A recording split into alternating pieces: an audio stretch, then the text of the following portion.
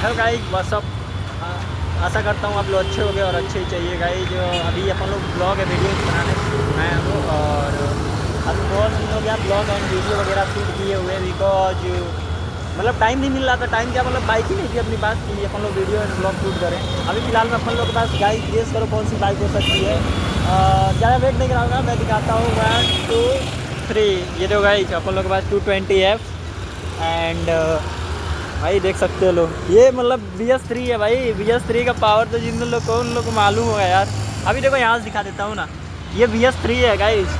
Just आप BS3 क्या लग रही है भाई, सीरियसली देखो ये BS3 है।